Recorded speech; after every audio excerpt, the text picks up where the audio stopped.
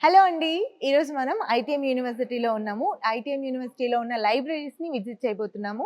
మొత్తం యూనివర్సిటీలో 3 లైబ్రరీస్ ఉంటాయన్నమాట. ఒకటేమో సెంటర్ ఆఫ్ ది యూనివర్సిటీ మిడిల్‌లో ఒకటుంటుంది. ఒకటి హాస్టల్స్‌కి దగ్గరగా, ఒకటి లేడీస్ హాస్టల్‌కి దగ్గరగా ఉంటుంది. క్లియర్‌గా మీకు ఈరోజు లైబ్రరీస్‌ని చూపించబోతున్నాను. నాతో పాటు రండి. Yes. One of the biggest library అయిన ఐటీఎం యూనివర్సిటీలో సెంట్రల్ లైబ్రరీకొచ్చేసాము. 2 ఫ్లోర్స్ ఉంటుంది ఈ లైబ్రరీ. లోపలికి వెళ్దాం రండి. ఐటీఎం యూనివర్సిటీ సెంట్రల్ లైబ్రరీకొచ్చేసాం ఫైనలీ. సో, రాగానే మనకి లెఫ్ట్ సైడు, రైట్ సైడు కూడా డిజిటల్ లైబ్రరీ ఉంటుంది. అండ్ రైట్ సైడ్ చూసుకుంటే సెంట్రల్ లైబ్రరీకి సంబంధించి ఎన్ని నంబర్ ఆఫ్ వాల్యూమ్స్ బుక్స్ ఉన్నాయి అనేది ఈ బోర్డ్ మీద ఉంటుంది. అలాగే అక్కడ డిస్‌ప్లే గూడా అవుతుంది.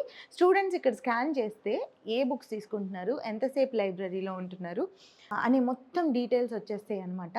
ఇక్కడ ఐడీ కార్డ్‌ని స్కాన్ చేస్తారు. స్కాన్ చేస్తేనే లోపలికి ఎంటర్ అవ్వడానికి అవకాశం ఉంటుంది. అండ్ ఇటు సైడ్ చూసుకుంటే వాళ్ళ లగేజ్ కానీ, సిస్టమ్స్ కానీ ఏమున్నా అక్కడ వదిలిపెట్టి లోపలికెళ్తారనమాట. మనం గూడా వెళ్దామా? సో, మనం లైబ్రరీ అనంగానే బుక్స్ అనే అనుకుంటామండి. కానీ ఇక్కడ స్టూడెంట్స్ ఇంటర్నెట్‌ని వాడుకుంటారు. వాళ్ళు రీసెర్చ్ చేసుకుంటారు. అలాగే డిజిటల్ లైబ్రరీని యూజ్ చేసుకుంటారు. ఎందుకంటే ఇది ఏఐ ఎనేబుల్డ్ లైబ్రరీ అనమాట. సో, నా రైట్ సైడ్‌లో మీరు చూసారంటే కొత్తగా పబ్లిష్ అయిన బుక్స్ అన్నీ కూడా ఇక్కడ డిస్‌ప్లే అవుతూ ఉంటాయి. అండ్ ఇంకో విషయం ఈ యూనివర్సిటీలో లెక్చరర్స్‌లో కూడా ఆథర్స్ ఉన్నారండి. వాళ్ళు రాసిన బుక్స్ కూడా ఇక్కడ డిస్‌ప్లే చేస్తూ ఉంటారు. అక్కడ మనకి చూస్తే మ్యాగజైన్స్ కనిపిస్తున్నాయి.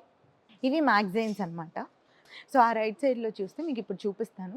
చాలా పాతకాలం నాటి బుక్స్‌ని కూడా చాలా ప్రెషియస్‌గా స్టోర్ చేసి పెట్టారిక్కడ. సో, వాళ్ళ లుక్ చూస్తేనే అర్థమైపోతుందండి. ఎంత పురాతనం కాలం నాటి బుక్స్ అనమాట ఇవి. ఎంత వాల్యూ ఇస్తున్నారు. లైబ్రరీ అంటే ఇలా ఎప్పుడు చూడలేదు నేనెక్కడ గూడా. సో, ఇటు సైడ్ బోర్డ్ మీద రీసెర్చ్ పబ్లికేషన్స్ అంట. రిసోర్సెస్ నోటీస్ బోర్డ్ అంట. అండ్ ఐటీఎం యూనివర్సిటీ పబ్లికేషన్స్ అంట.